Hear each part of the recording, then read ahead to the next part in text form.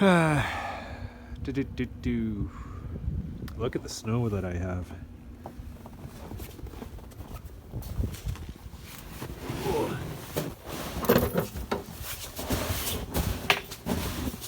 The yard is going to be wet.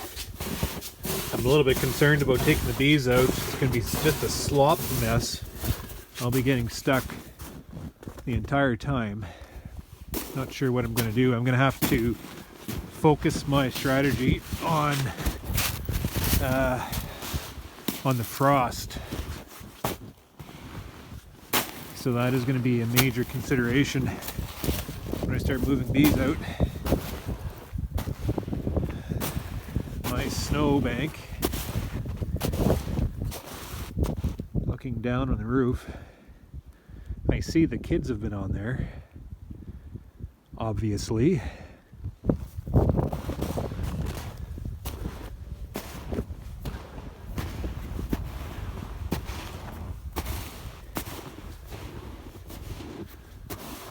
All this water,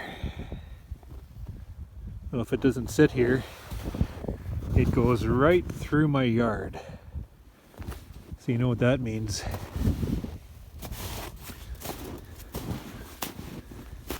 Some of it goes that way. Oh, it's gonna be wet.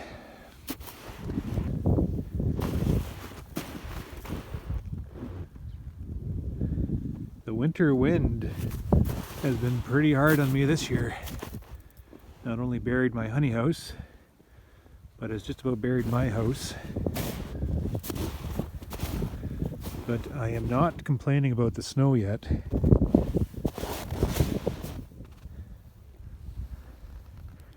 This will wash, and you know the old saying, dilution is the solution. I cleared off the cement pad, and the pad was slush on it, and anywhere where I hit the ground there's no frost. So a great big blanket of snow will provide a nice little layer of insulation. So I'm thinking once the snow starts to melt and the dry conditions we had last year, it's going to be like a sponge, so it's going to suck up a lot of this. And I just hope as it melts, I hope it melts slow and steady. So that way it'll allow the moisture to soak into the ground instead of just hitting water state and washing out everything on the countryside. We'll see how it goes. In regards to my bees, what I want is nice and cool and steady, and then nicely predictable warm. So then I can move my bees out, I can prepare the yards, I can snow blow, I got the equipment for that. I can snow blow out the yards, find a spot for them. I want to be able to walk out on the frost so I don't get stuck. This year I'm going to have to do it at night by the looks of it, just so I can focus on the frost. You get them out, get them up and flying, and then focus on feeding. A quiet day. I think it's Sunday. Pretty sure it's Sunday. The old Continental is ready to go. Nice and shiny. And I'm working away at the Viking pumps, cleaning up the inside of it, replacing gaskets, replacing bearings, paint job. So it looks like brand new now. And we have Stubby back in the shop. And look what I have done here. The problem with this unit was the radial control, the original radial control, must have burnt out. I don't know what happened, but the original owner of this, before I bought it as my secondary machine, hardwired the winch up and down on the cradle. When I'm working, if it wasn't me walking in full circles around the truck, because I can control that, but more so it's me walking in circles in the yard like this and just wrapping that cord up around the winch cord, ultimately getting stuck in the winch up top there and causing me grief. So to solve that, what we want to do is put another radial control into this unit to bring it back to the original, the way it was originally built. This receiving unit, I'm thinking was burnt out. I'm not sure what happened, but my brother, what he did is he put together this radial control. So here's the radial control mount that I'm going to have on the cradle, and it's wired to the winch. Okay. And then the receiving unit, he plumbed into the original unit. I'm not sure if this worked or not, but whatever he did, he bought this little circuit board that is a receiving unit for the radio control, and he plumbed it into the wire harness, which then operates the winch up and down here. So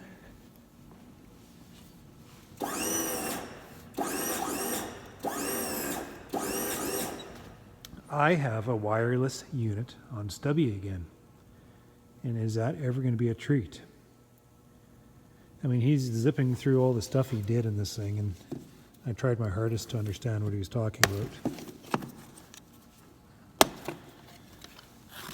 But he's talking about the simplicity of the radio sending unit wired into here for some reason, and then he had to match his voltage, so he has just a place taker in this place here, blah blah blah. And then he's talking about the receiving unit in here, frequency, blah blah blah, plumbed into the existing unit. I mean, this took him, well, once he got it in, it cost him, what, $25 for the whole bunch of things, and took him 5 minutes to actually put it into the easy loader.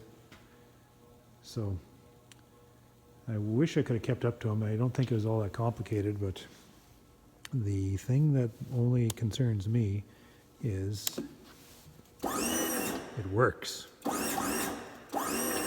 So now my secondary unit isn't going to be as cumbersome as it used to be. So if we ever do go down with the first unit, I'm going to be able to tap into this one instantly and not skip a beat, having this thing work flawlessly.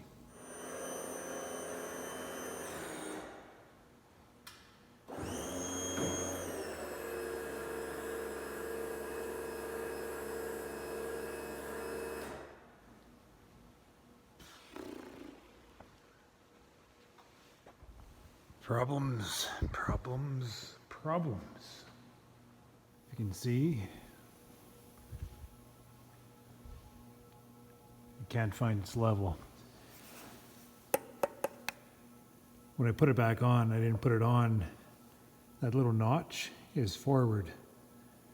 It was, it was pointing back here, so it was confusing the computer when I was trying to find a level, and it just kept on going because it could not find the level as I was sending the signal down to the motor to send it to level.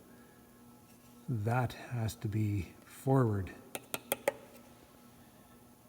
think I would have figured that out right off the start. There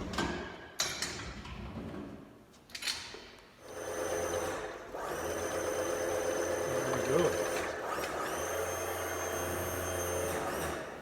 Spin me in circles. No matter a damn now.